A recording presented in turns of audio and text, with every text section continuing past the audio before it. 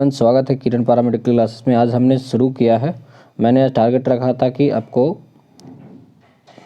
1000 question का target मैं रखा हूं मैं, जिसमें लगभग आज 24वां मानिए 240 आस पार हो चुका है। हो जाएगा तुरंत 10 मिनट बाद पार हो जाएगा। तो ये वीडियो बना रहे हैं तो ज़रूर से ज़रूर देखें। अगर इस PDF को डाउनलोड करना है तो PDF को डाउनलोड करने के लिए लास्ट तक ज़रूर वीडियो को देखना होगा, ताकि आपको उसके उपाय के बारे में बताना। अगर PDF चाहिए तो, नहीं तो ऐसे ही सोल्यूशन अगर आपने कॉपी में लिख लेते हैं तो बहुत अच्छी बात है। ये जो है एग्ज़ाम के पर्पज़ से 2023 के एग्ज़ाम के पर्पज़ से बहुत ही महत्वपूर्ण प्रश्न है। अक्सर पूछे जाने वाले प्रश्न इसी तरह से पूछे जाते हैं। चलिए पहले प्रश्न की ओर बढ़ते हैं। पहला प्रश्न आपके सामने, पहला प्रश्न जो है हम लोग को बताने जा रहे हैं। पहला प्रश्न आपके सामने ये है कि रक्तचाप द्वारा कम मापा जा सकता है। क्या रक्तचाप द्वारा रक्तचाप खाली स्थान द्वारा मापा जा सकता है? किससे मापा जाता है? बैरोमीटर से, वायुमंडल के ये मापा जाता है। बैरोमीटर से तापमान वगैरह। स्पेग्मोमीटर से ये मापा जा सकता है। थर्मोमीटर से हमारा बॉडी का टेम्परेचर, इनमें से कोई नहीं। तो ये हो गया बी नंबर ऑप्शन सही होगा। ठीक है, स्पेग्मोमीटर।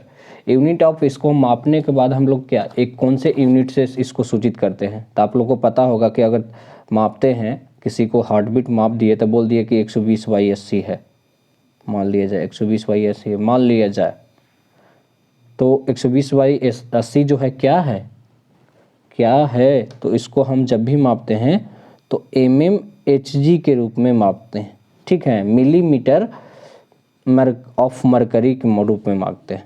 यहाँ पे लिख लीजिएगा आप लोग। मैं एक बार फिर से दोहरा रहा हूँ कि इसको मापते हैं मिलीमीटर। ये पूछा जा सकता है मिलीमीटर ऑफ मरकरी के रूप में, मरकरी के रूप में, जिसे हम सूचित करते हैं किससे? mmHg से। ठीक है, स्मॉल लेटर mmHg से सूचित करते हैं। राइट आंसर क्या होगा? बी नंबर आंसर राइट होगा। चलिए आगे प्रश्न की ओर बढ़ते हैं। अगला प्रश्न में है, जब मधुमेह रोग, चिनिया रोग जो किसी व्यक्ति को हो जाता है तो वो क्या करता है? शुगर फ्री चीज़ें खाने शुरू कर देता है। तो स्वीटेक्स जो होता है, यहाँ पे स्वीटेक्स में कौन सी ऊर्जा की मात्रा होती है? क्या ऊर्जा होता है उसमें? 10 कैलोरी होती है। क्योंकि जो शुगर पेशेंट जो होते हैं उसमें उनको कैलोरी लेना बहुत ही हानि पहुंचा सकता है। तो उसमें कैलोरी होती है या नहीं होती है, इसके बारे में। तो 10 कैलोरी होती है। अगर 10 कैलोरी है तो उसको भी लिए हानि है शुगर पेशेंट के लिए। 0 कैलोरी है तो उसके लिए अच्छा है। 5 कैलोरी है उसके लिए भी हानि है। इनमें से कोई नहीं, ये तो हटा दीजिए। तब बताना है कि कौन जो है उसके लिए अच्छा मात्रा में सबसे अच्छा उपयुक्त है। तो 0 कैलोरी यानी बी नंबर ऑप्शन सबसे ज़्यादा अच्छा है। जिससे स्वीटेक्स इज्जत कहेंगे कैलोरी जो होता है आर्टिफिशियल स्वीटनेस होता है, जो ह्यूमन द्वारा बनाया हुआ स्वीटेक्स जो तो बोलते हैं शुगर फ्री, उसको बोलते हैं। एक बार फिर से मैं रिपीट करता हूँ, स्वीटेक्स SWEETEX। स्वीटेक्स जो होता है ह्यूमन मेड होता है, जो ये शुगर फ्री होता है। ह्यूमन मेड होता है और शुगर फ्री होता है। शुगर फ्री माने इसमें कोई कैलोरी वगैरह का कोई मात्रा नहीं रहती। ठीक है, तरह से चल जाएगा आगे प्रश्न की ओर।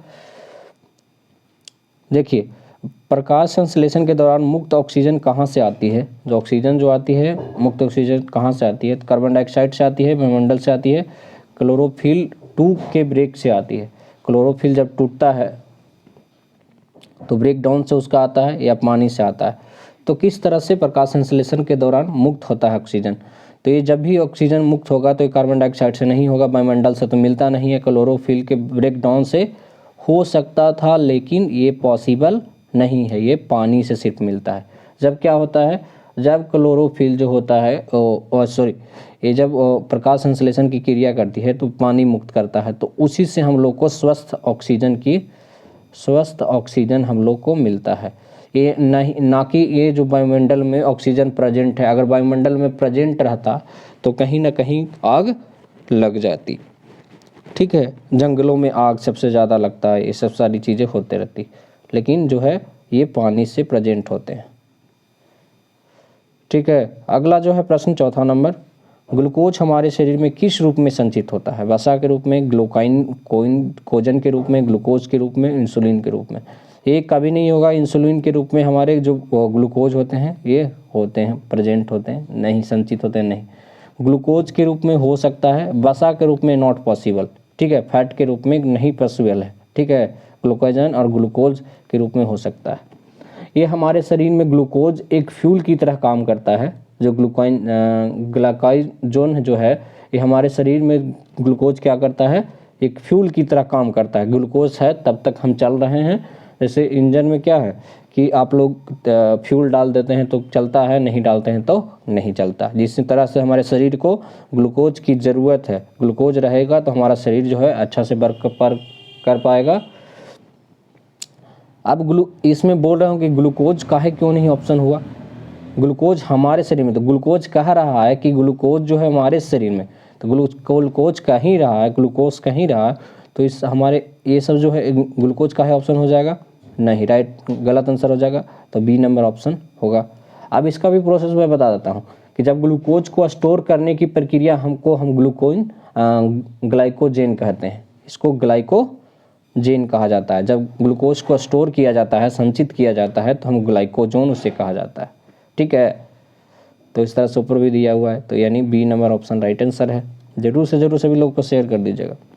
एलिसा परीक्षण, एक एलिसा परीक्षण होता है, किसके निदान के लिए किया जाता है? कैंसर के लिए, एड्स एंटीबॉडी के लिए, तपेदिक जीवाणु के लिए, पोलियो वायरस के लिए। Not possible is polio virus, तपेदिक जीवाणु के लिए भी नहीं। अब कैंसर और एड्स के लिए एलिसा परीक्षण की सबसे ज़्यादा सख्त ज़रूरत है। तो सबसे ज़्यादा किसके निदान के लिए एलिसा परीक्षण किया जाता है?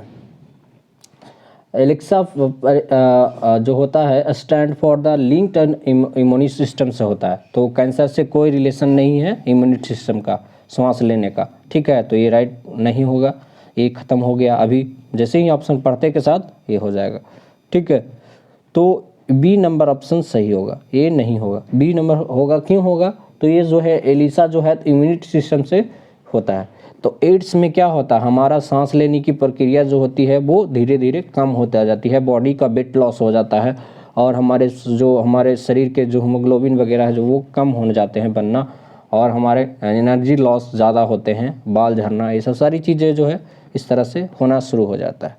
तो इस तरह से होते हैं। तो ये जो बी नंबर आंसर होगा, ठीक है। तो एलिसा परीक्षण किसके निदान के लिए किया जाता है? एंटीबॉडी। एलिसा एक परीक्षण है, टेस्ट है, एलिसा टेस्ट, इसको भी लिखते हैं एलिसा टेस्ट। इंग्लिश मीडियम वाले भी ऐसे भी सर्च कर लेंगे। एलिसा टेस्ट जो होता है क्या, एड्स के लिए, एड्स एंटीबॉडी के लिए किया जाता है। चलिए छठा नंबर प्रश्न ये है, निम्नलिखित में से किसे मानव शरीर का जैव रासायनिक प्रयोगशाला के रूप में भी जाना जाता है? लीवर, अग्नाशय और छोटी आंत और मस्तिष्क।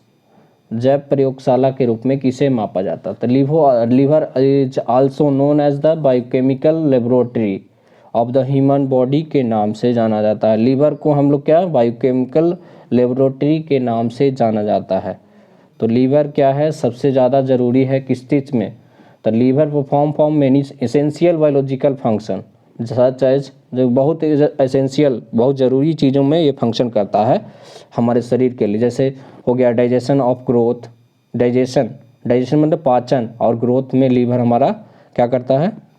पाचन और ग्रोथ में यानी बढ़ने में सहायता करता है। लिख लीजिएगा, पाचन और बढ़ने में सहायता करता है, ठीक है।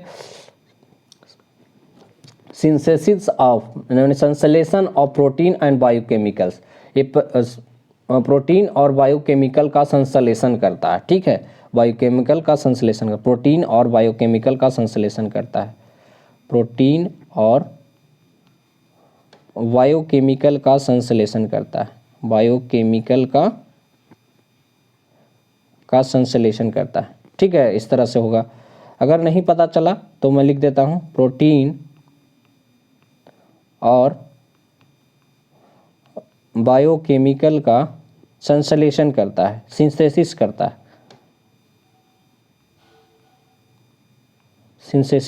ठीक है, संश्लेषण करता है। ये जो है डाइजेशन में भी डाइजेशन में भी सबसे ज़्यादा काम करता है, डाइजेशन ऑफ एंड ग्रोथ में भी काम करता है।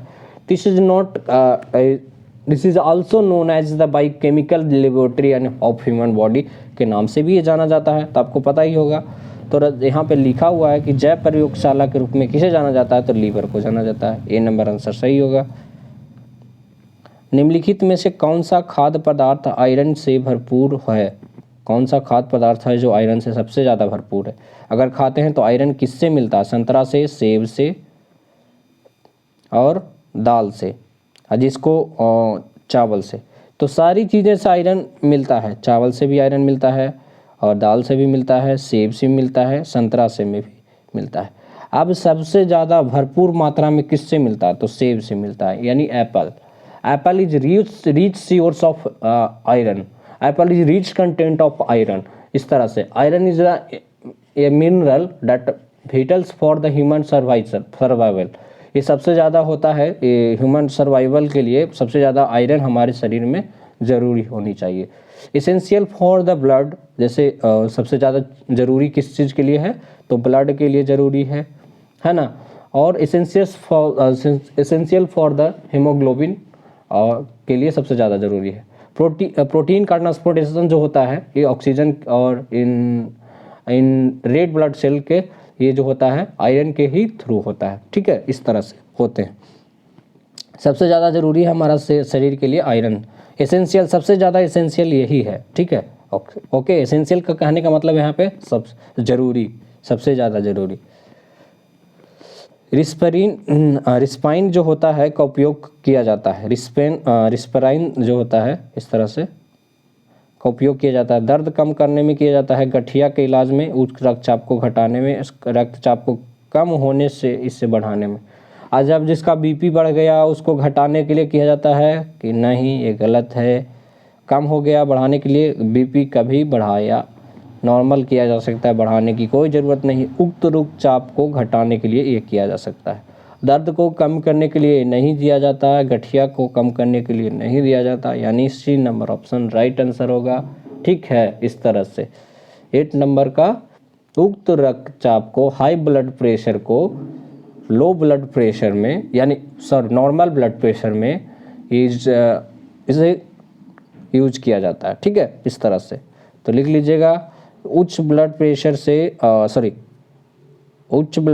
से को घटने में यूज किया जाता है। चलिए अगला जो है प्रश्न है हैजा।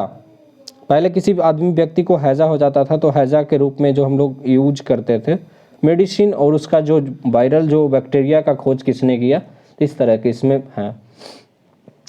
तो इसको हम हैजा को हम कॉलेरा के रूप में भी जाना जाता था। कॉलेरा को जर्म्स को मतलब कि कब खोज किया, कॉलेरा के जर्म्स को कब खोज किया गया, तो इसका जो रॉबर्ट कोच ने किया, रेनी लेलक ने किया, डेसन ने, हैंसेन ने किया। ये सब सारे बहुत ही बेहतरीन वैज्ञानिक थे और उन्होंने सबसे अच्छा बीमारी की खोज किया। तो ये जो हैजा के कीटाणु का खोज किया था वो क्या थे? जर्मन वैज्ञानिक फिजिशियन थे। जर्मन माने जर्मनी के फिजिशियन थे, है ना।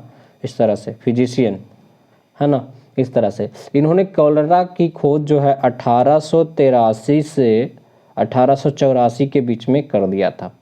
1883 से 1884 के बीच में कर दिया था, ठीक है।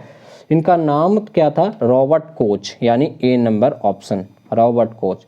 इन्होंने ये क्या किया था कि इन्होंने इससे ये जो है जनरल फिजिशियन, इन्होंने बैक्टीरियल खोज की थी इसकी जो हैजा की, जिससे इसे हम जर्मन फिजिशियन एंड माइक्रोबायोलॉजिस्ट के नाम से जाना जाता है। और इसे हम फादर ऑफ माइक्रोबायोलॉजी कहते हैं, विथ लुई पास्चर के जैसे, है ना। इस तरह से कहा जाता है। तो आप लिख सकते हैं फादर ऑफ माइक्रोबायोलॉजी किसे कहा जाता है? तो रॉबर्ट कोच को लिख सकते हैं आप, ज़रूर रोक करके वीडियो लिख लीजिए। हमें जीवित रहने के लिए ऑक्सीजन कहाँ से आती है? मैंने शुरू में ही बात किया, अगले प्रश्न में भी बात की कि हमें जीवित रहने के लिए जो ऑक्सीजन जो हमारे शरीर में या हम ऑक्सीजन ले रहे हैं तो कहाँ से आती है? तो पेड़ पौधे से आती है। पेड़ पौधे से कैसे आती है? तो इस तरह से अगर पेड़ पौधा नहीं लगाएंगे तो जैसे शहरी क्षेत्र में पलायन हो रहे हैं सब लोग, तो पेड़ पौधा नहीं लगाने के कारण क्या है कि गर्मी की बढ़ोतरी ज़्यादा हो रही है। तो ज़्यादा से ज़्यादा जंगल लगाने की कोशिश करें ताकि आप लोग स्वस्थ और अच्छे से रह पाएँ। चलिए, पानी से आता है कि कार्बन डाइऑक्साइड से आता है, मिट्टी के अवशोषण कार्बोनेट से आता है, खनिजों के ऑक्साइड से आता है, किससे आता है इस तरह से बताना है ना, इतना। तो इसमें क्या आता है, ए नंबर ऑप्शन सही होगा, पानी से आता है ना।